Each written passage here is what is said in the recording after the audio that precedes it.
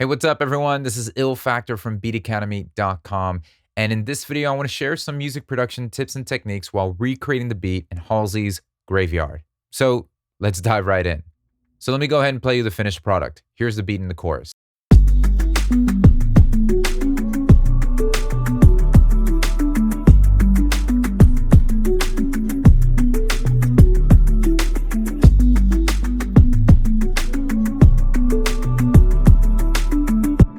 Now, there's a lot of cool things happening throughout this track, so I'm going to focus in on some of the key elements and share some techniques while recreating them. Now, let's start with that beginning intro riff that we hear. Now, obviously, this is something I would probably just skip over because you would have somebody play that guitar riff, record it, and call it a day. But I'm not that great at picking the guitar, so if you're in the same shoes as I'm in, the next best thing would probably be taking advantage of native instruments, strummed acoustic guitars, picked guitar library. And I'm a big fan of all the strummed acoustics. I got 1, 2, the electric sunburst, but their pick acoustic is really awesome as well. So I'm going to load this up. I'm going to use the uphill A pattern, and here are the chords here. So let's just listen in.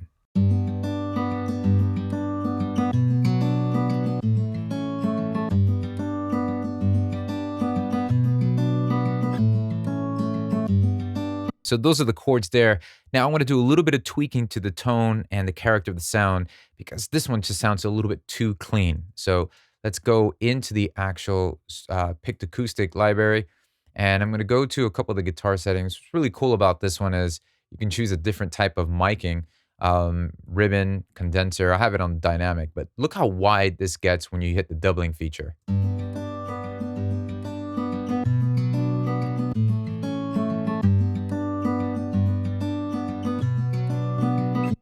Now, one thing to keep in mind, I set the pattern or the voicing to as played, meaning that the way I'm playing the actual chords, that's the voicing that I want it to do. By default, it was set to voicing 1, which would always play the root, the 5th, 9th, and the 10th there. So put that as played. Went over here, set it to dynamic. Took the doubling off because it's a little too wide.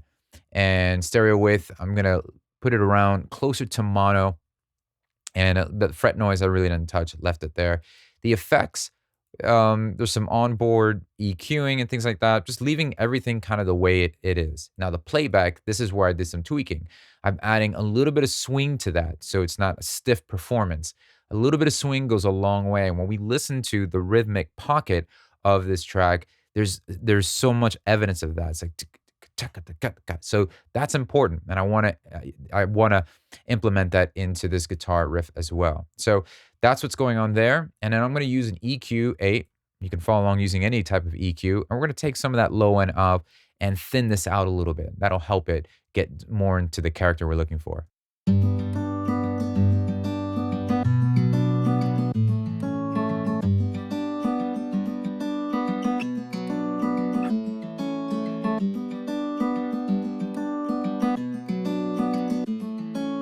Let's add a little bit of saturation there. For this, I'm going to use the Dynamic Tube plugin in Ableton Live.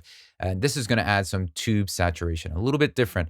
So let's go ahead and just crank the drive. And I'm putting this before the EQ, so it's actually saturating the low end. And we're carving that low end off with the EQ after it. So let's just do some extreme drive there. We'll crank up the bias. And then we're going to tone down the dry and wet.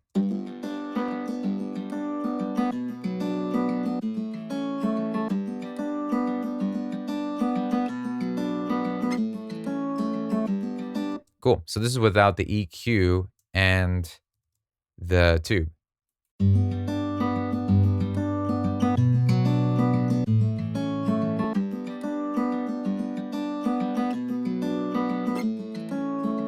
So it thins it out, makes it a little bit more of a sample kind of vibe. So we're going to stick with that. And let's move on to the other elements in this song.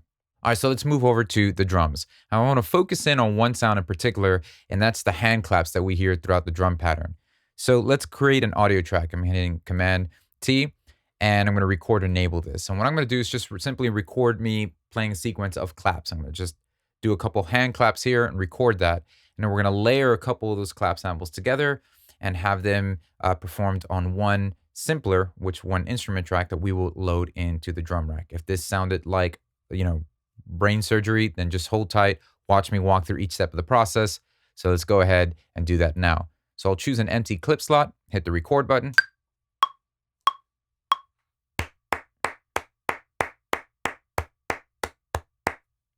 Hooray. Got my claps, and here they are.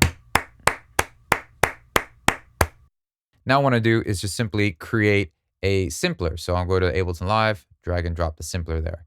And I'm going to go ahead and drag that new sample, that clap sample in there. And you can see once we trigger our MIDI controller, it's going to trigger that simpler. So let's go ahead, Command G to group this so that we can combine multiple claps together.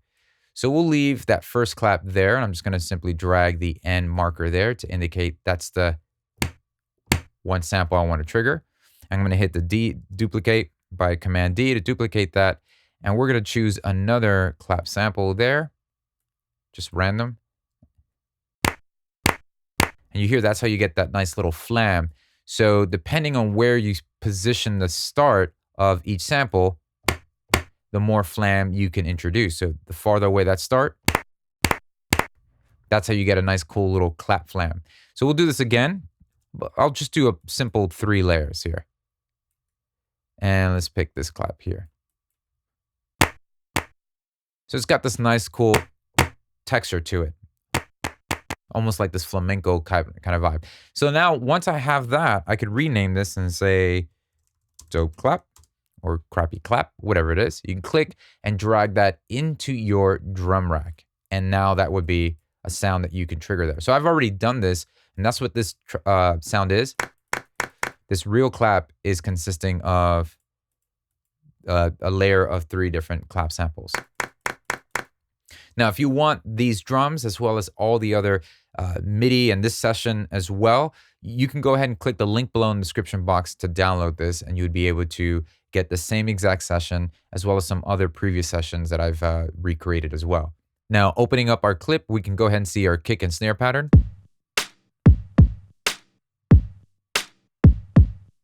And now let's go ahead and put that clap, that hand clap that we recorded, and just click with the pencil tool. Now what we're going to do is click and scroll up so that we can increase the velocity value. If we scroll down, we lower the velocity value. So we want the first one to be a bit strong in velocity, about 120, and then the next one, softer in velocity. And what that's going to do is it's going to give us a little bit of some dynamics as these sounds get duplicated over and over again. So we'll copy that, and you can hear the difference. If we were to just paint this at the same velocity all the way through, just comes off a little too stiff. So make sure that we have the first accent one at a higher velocity, once again, and then the next one at a lower velocity. And then we can go ahead and just duplicate these 2 hits. What I'll do is once I get this whole row, I'll go ahead and duplicate that. And there we go.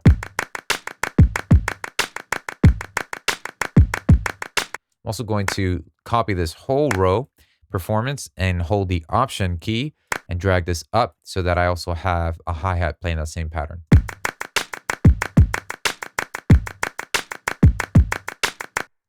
Now, there's a couple things I want to do to add some texture to those claps.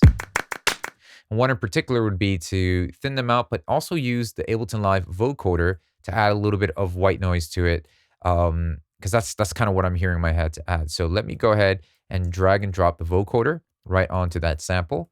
And I'll just solo the clap. Now this is using the noise as the carrier. So we'll go ahead and lower the release. And then we're going to go ahead and temper a little bit with the dry and wet.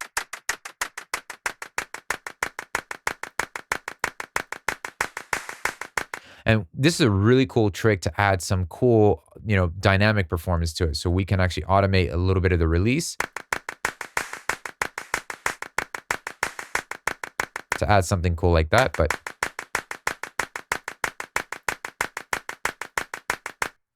And then what I'll do is use an EQ to just shave off a little bit of that bottom end.